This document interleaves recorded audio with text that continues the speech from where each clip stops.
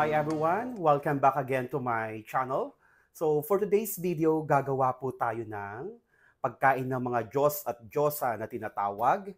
So tinatawag itong food for the gods. So ito po yung mga ingredients for our food for the gods. Okay, I have here unsalted butter, sifted all-purpose flour, chopped walnuts, a little bit roasted, and then chopped dates, glucose, molasses. If you don't have molasses, you can substitute honey. Ang molasses kasi yung iba ayaw nila, pero ang molasses, it gives color and flavor.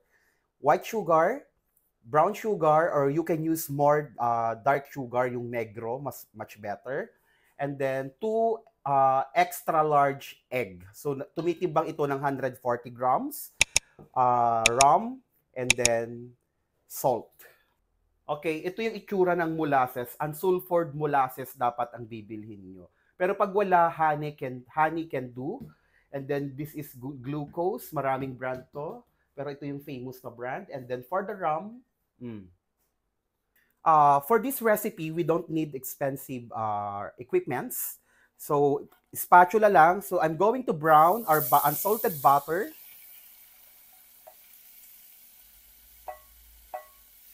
So, mas masarap po kasi pag nabra-brown yung ating butter, even in cookies. So, it's not creaming method yung gagawin natin for food for the gods. Kasi ang kailangan natin sa food for the gods is dense and then hindi mahangin, hindi aerated yung kanyang texture. So, dapat fudgy and chewy ang ating food for the gods. So, napansin nyo sa recipe, parang brownies, I don't put baking powder and baking soda para gusto ko kasi talaga sa food for the gods na recipe ko is fudgy po siya and chewy and gooey.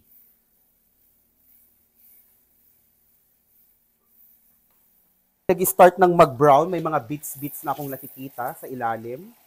So nag-brown na yung butter natin. Konti na lang, ready na siya.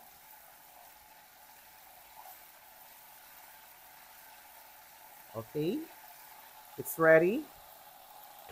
Yan. Then switch it off or turn it off our stove. And then it's time to add, didagdag ko na dito yung salt, white sugar and brown sugar, glucose, lahat na po glucose and then molasses.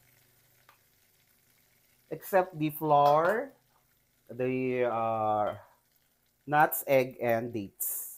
Rum, pwede na rin po ilagay dito si rum. Scrape ko lang para makuha ko. Then mix. And then ito transfer ko to sa malinis na bowl mamaya ha. Kailangan ko lang makuha yung bits sa sa bottom ng pan.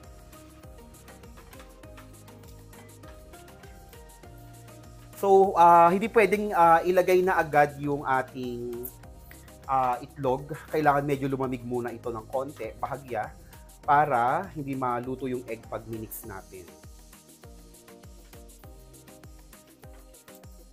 Okay, I'm going to add in also our rum.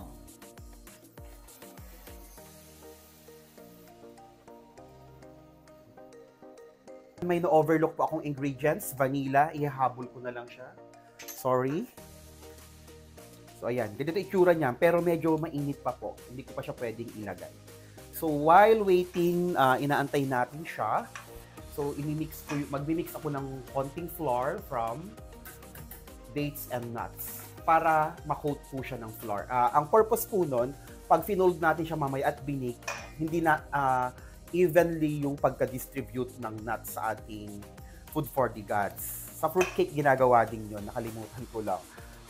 Then, lalagyan na ito ng flour para, kasi pansinin nyo, pag naglagay kayo ng nuts and then dates sa ilalim, umiilalim siya. So, pag nilagyan mo, kinote mo ito ng flour, a little bit of flour, mangyayari evenly, nasa gitna, nasa taas. Okay, this is the dates and walnuts. Ang dates po kasi medyo malagkit siya. Kaya kailangan din siya malagyan ng flour. So, tansyahin nyo na lang, at least well-coated. Kasi don't worry, yung flour na nilagay natin dito is mamimix din pa rin po natin.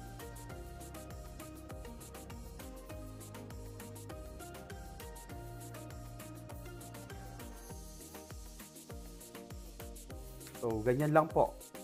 And that's it. It's time to add in our egg. So, ganito po itsura niya kapag lumamig na yung ating sugar and the butter. So, kahit spatula lang po, okay siya. O, tingnan niyo. Or wire whisk. Pero mas gusto ko spatula. So, hanggang mahalo po siya. Ayan.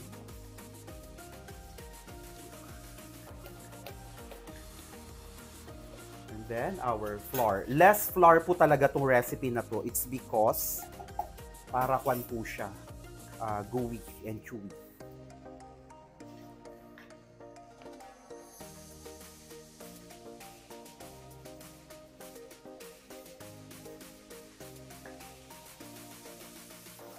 So make sure wala na kayong makikitang harina.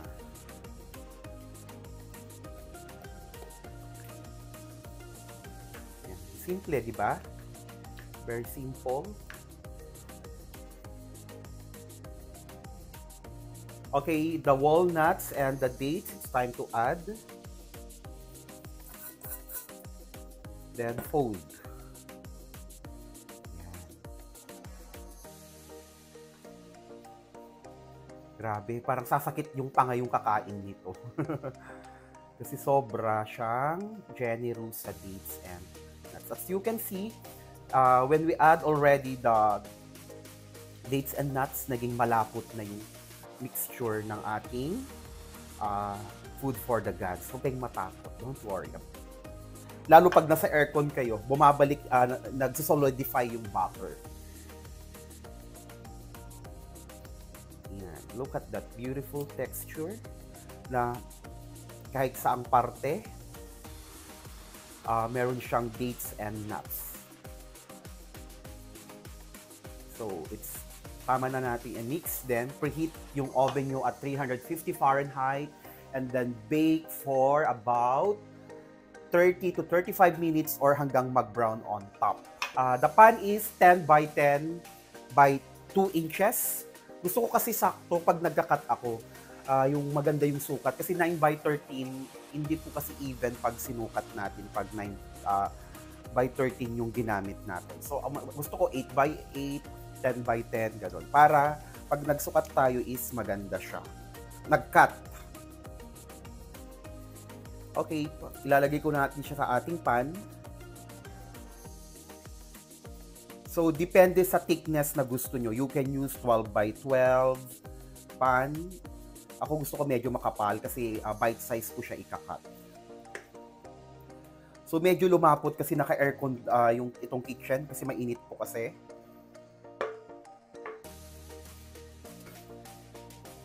Then spread it out.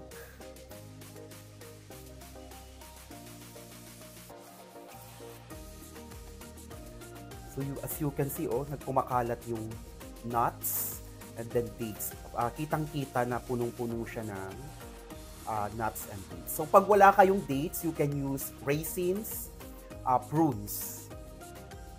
Pwede po ang prunes.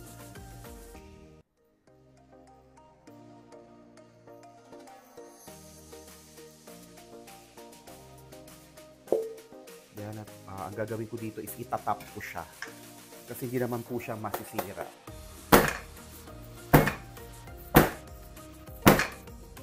So, ginagawa niyo ba to tapping para umantay po.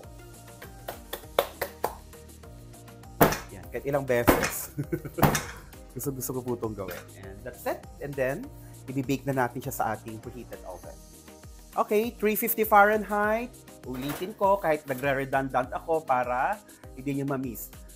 350 Fahrenheit, then 30 to 35 minutes or hanggang mag-brown yung top. Okay everyone, after 30 minutes, ito na yung ating food for the gods. 30 minutes lang siya sa Hanabishi oven. So let it cool hanggang totally complete cool down. Saka natin siya i-unmold, then ikakat po natin siya later. Okay everyone, so ito na yung ating food for the god bars. So, ang ginagawa ko po kasi hindi ako expert. So, 10 by 10 or 8, kung gusto niyo mas sticker dito, use 8 by 8 na pan. Ito, 10 by 10 yung ginamit ko. Ito kasi, minamark ko siya 2 inches each. 2 by 2 yung size ng brownies natin. Look at it. Ito siya. So, 2 by 2, gumagamit ako nito kasi hindi pa ako expert magtansya. Kasi minsan, tabi-tabingi, may mas malaki. Kaya, natutunan ko to sa Thailand, gumagamit sila nito ng meter stick. You can buy metal na meter stick or ito kahoy na meter stick or ruler, pero mas komportable ako dito kasi mas malaki. Pinapatong ko lang siya din. Minamark ko siya dito. Pag maraming nuts or mga nuts na nilalagay sa mga bars, I use sharp knife para maganda yung pagkakakat.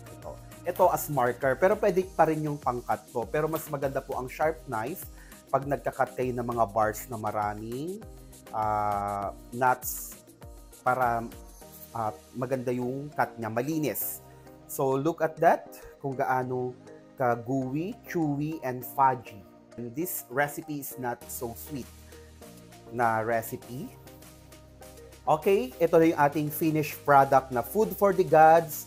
Hope you like it and don't forget to subscribe to my channel until our next recipe.